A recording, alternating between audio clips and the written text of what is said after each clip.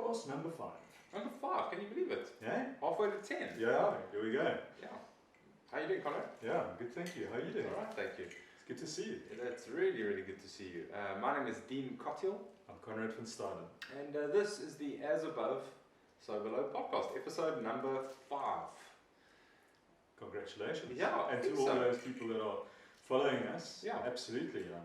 Hope you carry on doing so. Yeah, 5 in, and we've got dreams of getting to 100 eventually. So it's like a year or two down the road. But as always, I think it's always just wonderful. As we have in the past, when we haven't even put the camera on to record, it's always just wonderful to have a conversation and deep dive some ideas and some things that we're chatting about and thinking about. And so it's really wonderful to be with you. Yeah, absolutely.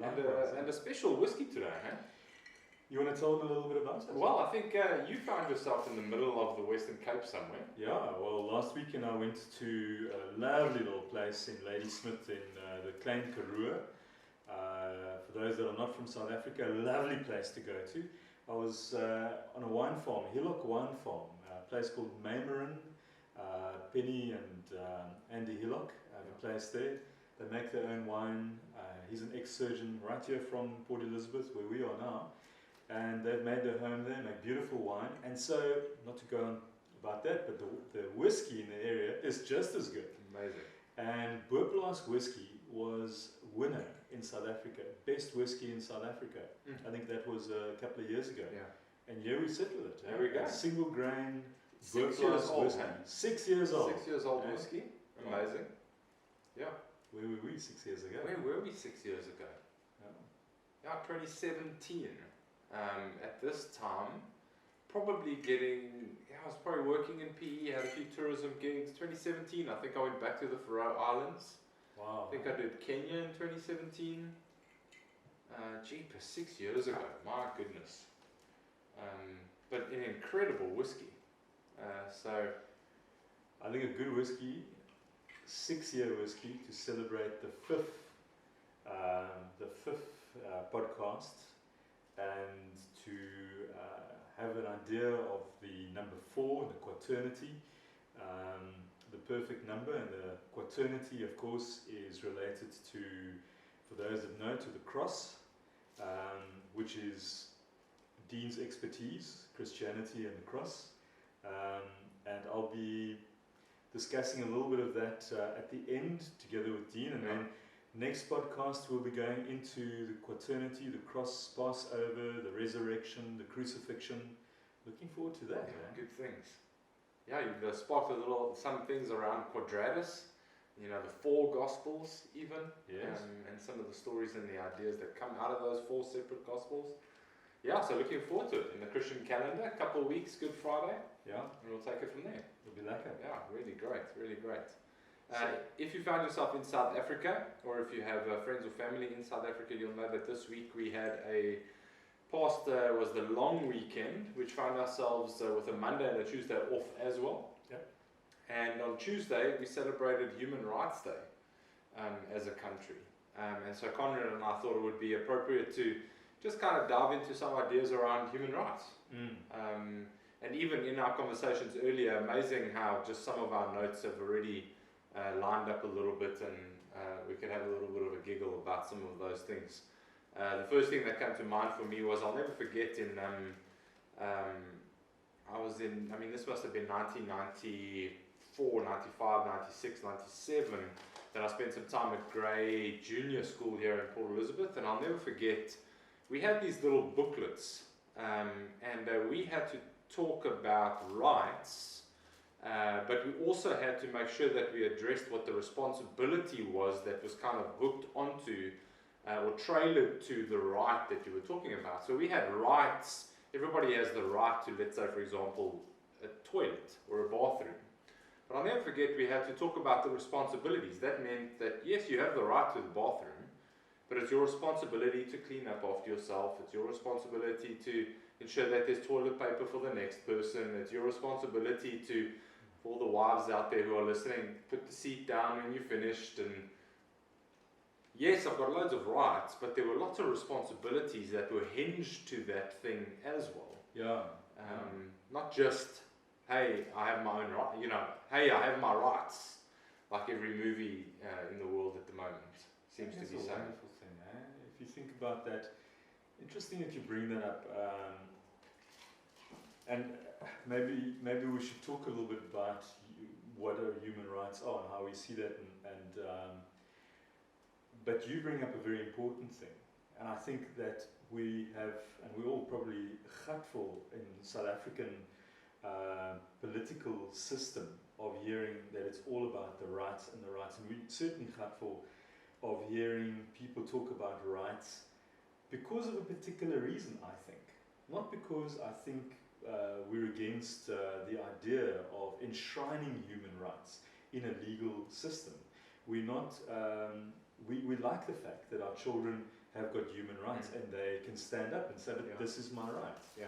And of course nowadays, people are hopping up and down and saying, well, it's my right to have this and my right to have that. Maybe we can tackle that a bit. But what I want to say about this is that it's okay to have rights, but it's, as you pointed out now, where's the duties?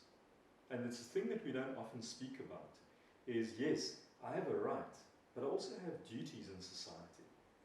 So the one place, and I think the reason why we're talking about this is that if we go towards a human right, I have a right to dignity, I have a right to life, I have a right to certain parameters of how I can live and my relationship to people and what I can expect from society and people.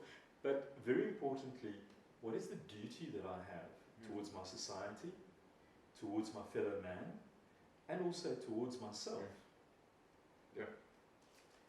Do without throwing a cat among the pigeons here, how do we begin to talk about equal human rights? I think unfortunately Christianity has an extremely bad rap. We have done terrible things using the Bible, using scriptures to justify those things. And without getting into too much of a complex political landscape here, we have treated people extremely harshly. We have sinful things using scripture, and we have said some humans are better than other humans. And hearing you talk there around some of our duties, when I think about human rights and when you started talking about duties, I immediately went to Jesus, who actually stands up for the human rights of people who haven't got rights. He actually stands up for people who haven't got a voice. His voice is loud enough so that those who haven't got a voice feel heard. We read in the Old Testament, the widows and the orphans, make sure that they are safe. Make sure that they are looked after. And Jesus uses language like the least of these. And so from a biblical point of view, using scripture as a little bit of a backup, I hope that I can hang on to those ideas when it comes to people's rights. Humans across the board. Minority groups, I don't, getting into very sensitive territory here, but I hear Jesus saying, stand up for minority groups. Speak for those who haven't got a voice,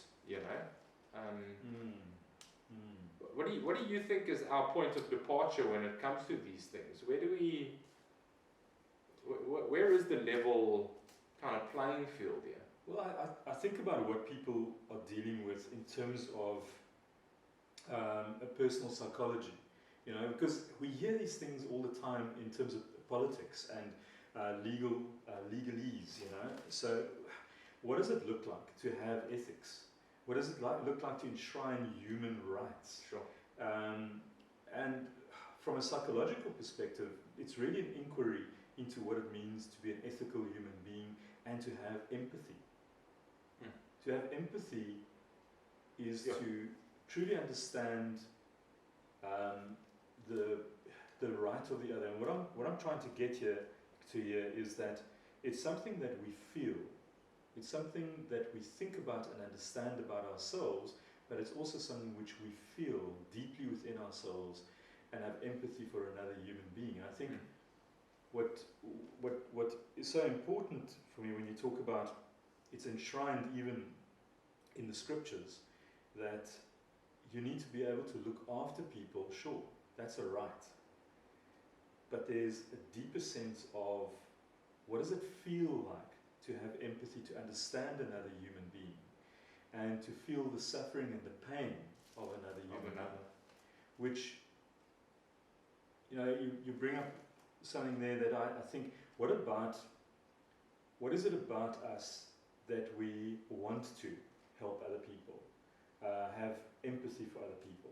What is it about us that we have, why do we have animals, domesticated animals? Here's a cat walking around there, making sure the dogs know where to chase her. What does it mean to look after animals, look after the people that are not able to look after themselves? That's empathy. Where do you think that comes from? What is it? And I think I'll try and use the term loosely. What is it about us that makes us want to empathize with the other? It's interesting that you ask that, because I think we're moving to a space that is quite a narcissistic society. It's all about me, it's my rights. And we're not looking at how to have a relationship. And how can we have human rights and duties unless we're looking at relationship? We spoke about it in the first podcast, the whole deal with Auntie Sparrow that was racist, and everyone castigated her, and she eventually died. She's not I don't think she was a very healthy person, but with all that stress, apparently she didn't live very long. Nobody shows empathy for the racist. So how can you, like stories in the Bible, how can you develop a society? Because we're first and foremost looking after the victims. We're creating rights. But eventually you're creating a society where we are not looking after everybody. There's always an exclusion criteria. And why are we not going to the places where we're asking ourselves, even the perpetrators? Years ago, I'll tell you a quick little story. It must have been about 12, 13 years ago. The Burger newspaper contacted me. There were a group of teenage boys of about 14, 15 that sexually violated. They didn't rape, they just they violated girls of about 8, 9, 10 years old, a group of girls. And so it was that they asked me, what do I think of that, and these poor girls, and I said, well, they obviously need to receive counseling as quickly as possible. There needs to be resources put, and that's the obvious thing. That's what our rights-based society tells us.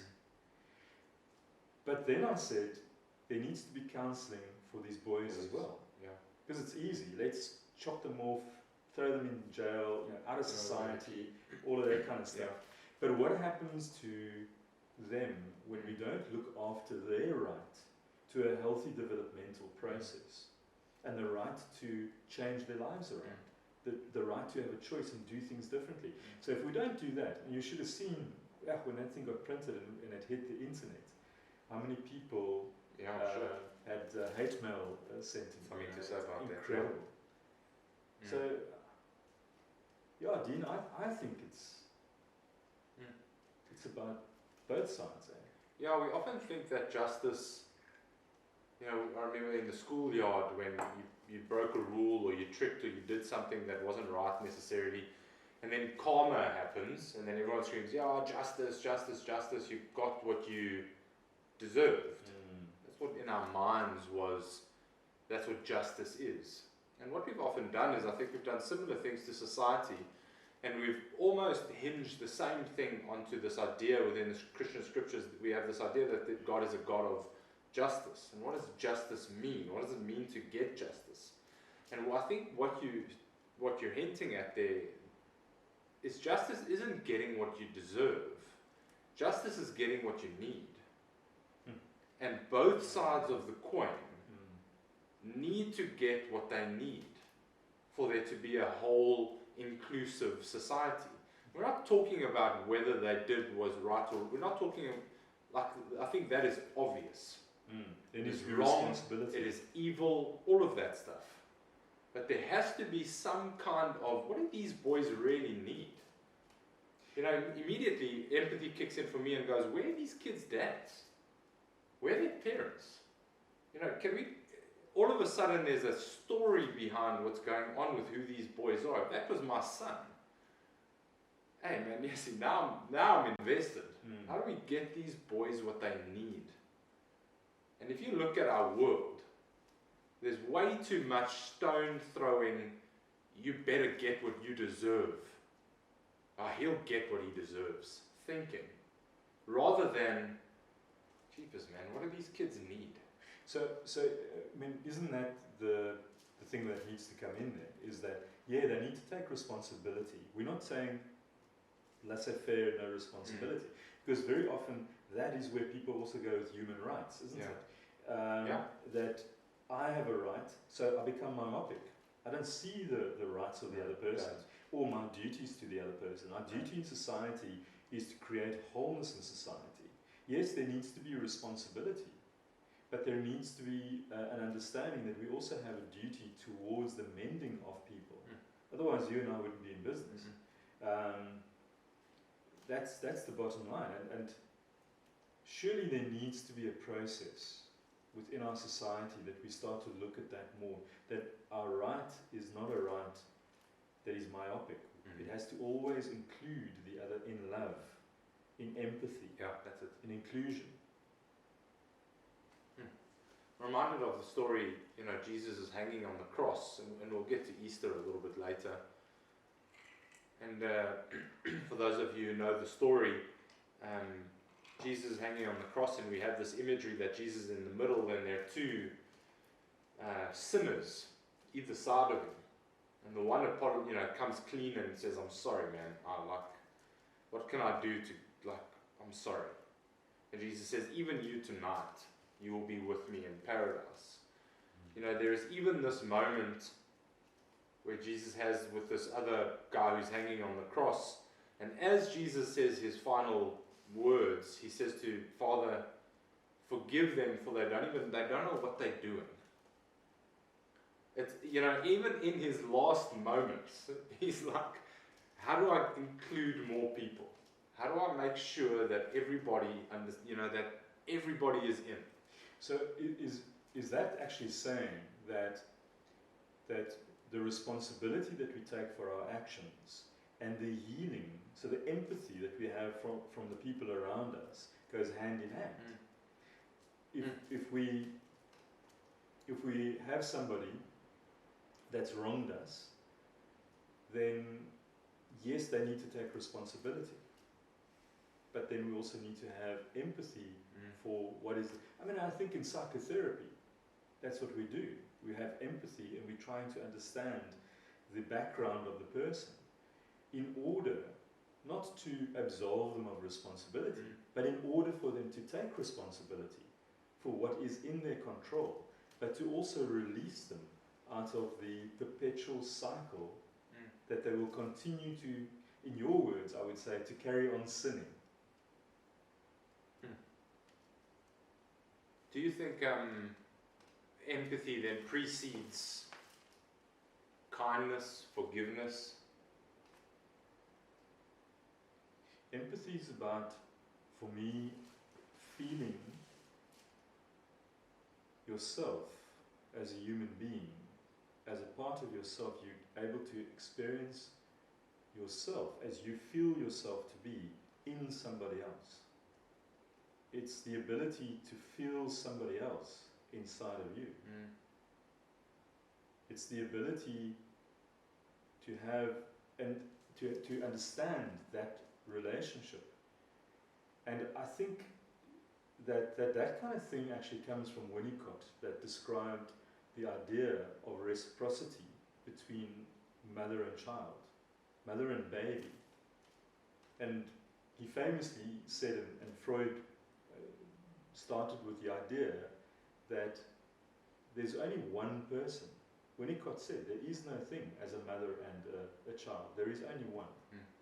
And that emphasizes the relationship and the point that we come from, that our experience of ourselves is born from a relationship with somebody else. And it becomes a diffuse, non-split particle that then starts to differentiate. But when it starts to differentiate, when we grow up, we've then internalized these relationships inside of ourselves. And because you care for me, I now care for myself. It's kind of like Ubuntu. Eh? Yeah, you get shown how to do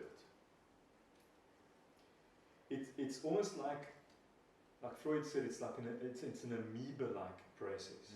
It becomes internalized into you, it becomes incorporated. That love and the face, symbolically, the face of the mother or the person that loves you and takes care of you, and the way they take care of you, that is internalized into you.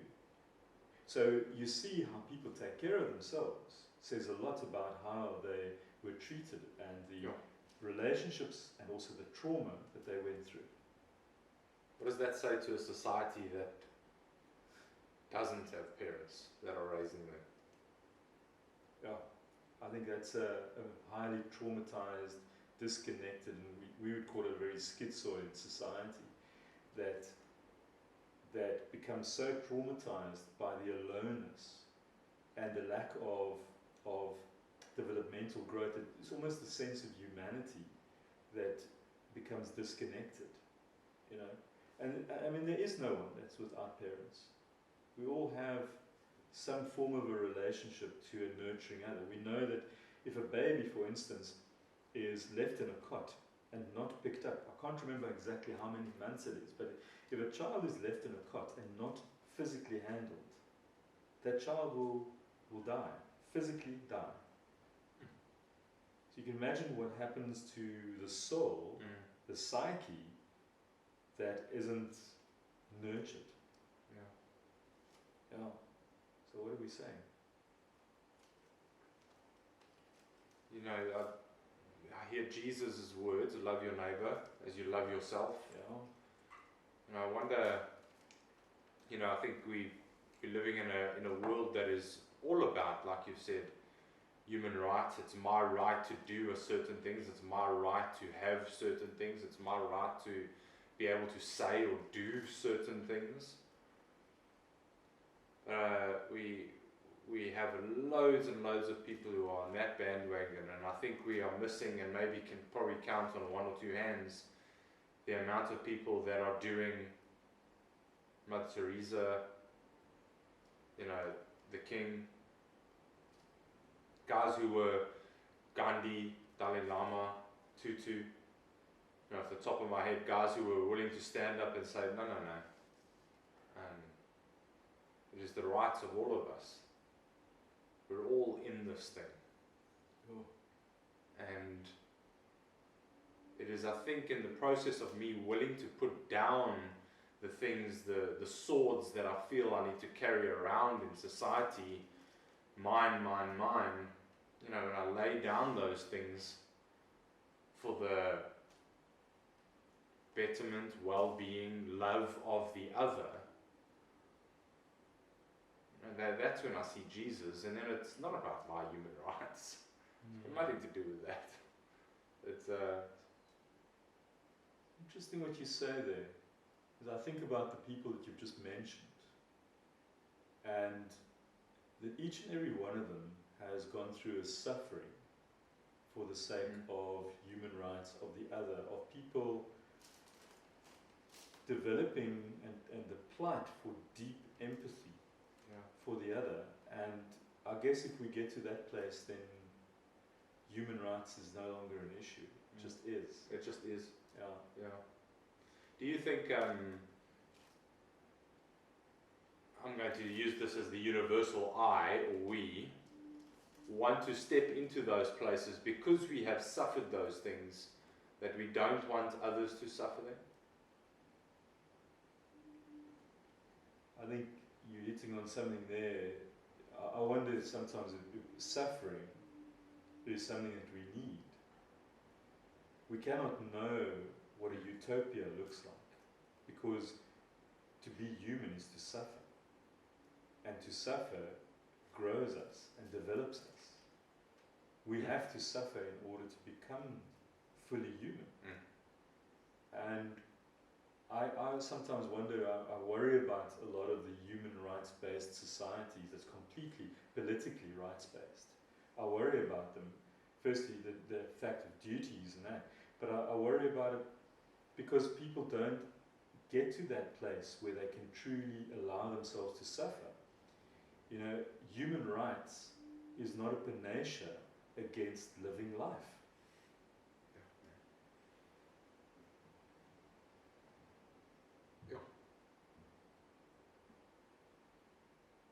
And I mean, that's the life of, that's Jesus right there. Yeah. And for each of us, I think and I think, you know, I try to think about some of the things that I've personally gone through, or I think about some of the storms I've had to kind of go through, you know, the suffering. I think that, to use that language again, and we'll get to Easter, you know, to kind of talk around more of these things around Jesus' life and the resurrection that follows that suffering. But I know for myself that that's a large part of sometimes my thinking is I don't, you know, when I really, really think about it, you know, the reason I talk to the stranger in the room is because I have too many times been the stranger in the room and nobody has said hello to me. I have had that feeling of standing by a table and there's not another chair for me, and nobody budges. Yes. And so when somebody walks into the room and there's not another chair, I make sure that I'm the first one standing to ensure that that person has a place to sit. Because that feeling for me, I don't want another person to have to go through that thing. Yeah. And that kind of fires a lot of my stuff around that stuff. I'm reminded of a story. I must have been in grade 3 or 4. And I had 2 friends, and one of the friends bought 2 ice creams from the tuck shop. Just 2 ice creams. And he took one and he gave one to the other friend, and I never got one. We walked around break time where the 2 of them had an ice cream and I didn't. And that has created a wound in me that makes me, you know, 10-year-old Dean had to walk around break time without an ice cream from one of his friends. But the other 2, you know, the other guys had one. But something in me says, I will ensure that whenever there are friends around or whenever there's family around, if there's food to go around, I will eat last and ensure that everybody else has. Because within the community that I think I want to build, it is a communal right that everybody has enough. And that pushes me to a place where I go, hopefully my suffering teaches me something. And I think, that's where I want to go with this thing. Is our suffering teaches us something of ourselves, of the community, of the world that we would love to create. Are we willing to suffer? Are we willing to open ourselves up these days? Because we live in a world that says, but it's my right to have. There should be enough. The government should be looking after me. And we go into a place of suffering, and then we become resentful, and there's pain. I wonder, and it's maybe a topic we can push further. Suffering is what creates this deep sense of empathy, our awareness of life. But suffering opens up something. It's a fissure that opens up and cracks open our own souls in such a way that there is a very deep sense for ourselves of who we are. And suffering is welcomed. Because also suffering, as terrible as it is at times in one's life, it also opens up to a greater level of growth and understanding. And awareness. Yeah. So as you and I put different slants on things, you know, for me, that's the beautiful story that we carry of the resurrection. Christ suffered terribly. Then he dies and he resurrects. He's resurrected, which tells us all that the process of suffering always leads to a further growth. There's always a new possibility that you will not die in the suffering. You will die into a new way of living. And it goes back to what we said in our second podcast, is that faith is what carries, it's that bridge. And we need a symbol. We need something that gives us that sense of, but there is that this hope. Possibility. Yeah, that hope, yeah. The hope, yeah. I mean, I think of the New Testament, the Christian New Testament that was, you know, the majority of it was written by a guy by the name of Paul, and if anything is for sure, Paul suffered more than most people. I mean, I think of his letter to the Philippians 4, where he talks about some of his hardships, his beatings, his prisons, he starved, the list goes on. But then he says, I can do all of these things through Christ who gives me strength through this stuff. Yeah. And so I wonder, we run away from the suffering, or we hide from it, but I see Paul, I see Jesus, even some of the prophets, it's always suffering. It is always there. They're always suffering, you know. I think that you're hitting on something, you know, that's stirring something inside of me, because we're living, and let's bring it back. This last weekend, human rights in this country, and we're sitting in a society that there has been immense suffering. There's been immense structural suffering in our society. The vast majority of our population has suffered tremendously. And yet it feels to me that the fabric of our society, the coming together for a better future, the working towards a better political and economic outcome for the vast majority of people in this country is not happening. And so you're saying that there's suffering, and suffering leads to something else. We're both saying this, but that's not happening. And I think firstly, I think it's because there's no symbol in this country that is actively engaged to help people bridge to a new hope. And you're sitting with the only symbol, which seems to be a political symbol, in the reigning government at the moment, and maybe one or two other political parties, that certainly are not suffering. They are certainly not willing to engage, and they are not willing to give up power, they are not willing to give up anything. So I will go one step further, and you can correct me, but I'm going to say, man, these guys, if there's an antichrist in this world, it's the ANC and our reigning government as they are at the moment, because they are not suffering, and they are not doing anything to better the people or be a symbol for people of change. And what's funny, is that I think the reason why so many people continue to vote, I mean, there's lots of reasons why people say people continue to vote for the ANC. I think it's because the ANC's symbol stands for transformation as it was. It's an old symbol. It's no longer the active ingredient in that party or government. But the symbol of the ANC, and that I think that's that wheel. It's a beautiful symbol. It's the wholeness and the continuation, and then the symbol of Nelson Mandela. Yeah, that's beautiful. but it's no longer active. In fact, by many ANC people, it's pushed down, and they think that Nelson Mandela was a sellout.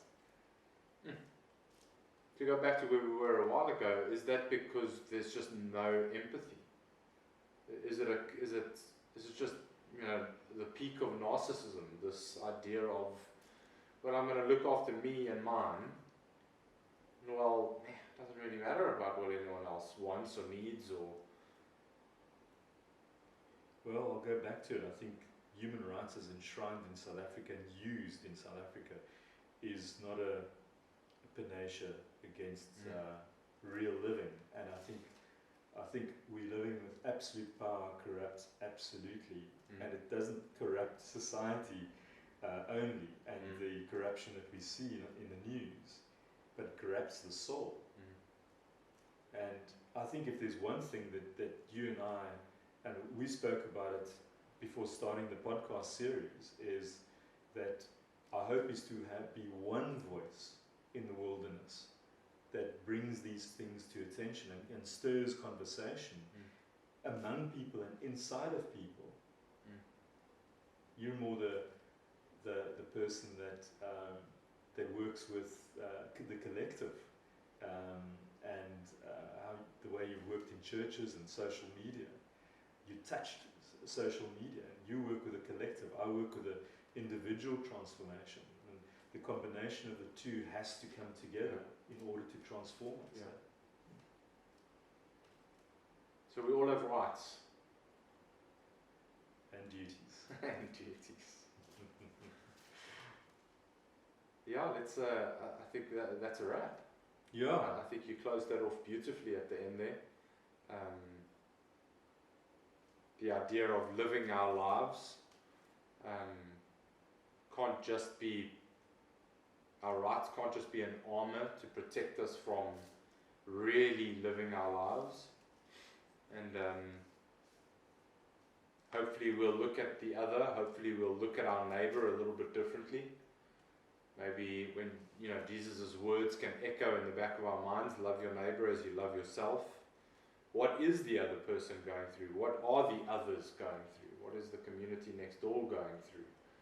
What does a little bit of empathy look like? And can we move to a space inside of ourselves in relationship to our fellow man and suffer the difficulties of life with empathy towards ourselves and towards our fellow man? Can we embrace both ourselves and others as being human, flawed? Yeah. Thank you, Konrad. Dean, always a pleasure. Sure. Really a wonderful pleasure. Thank you, everybody. That's episode 5. Please subscribe on the YouTube channel. Join us on Spotify as well as Apple Podcasts, and we'll see you next week. See you next week. Cheers.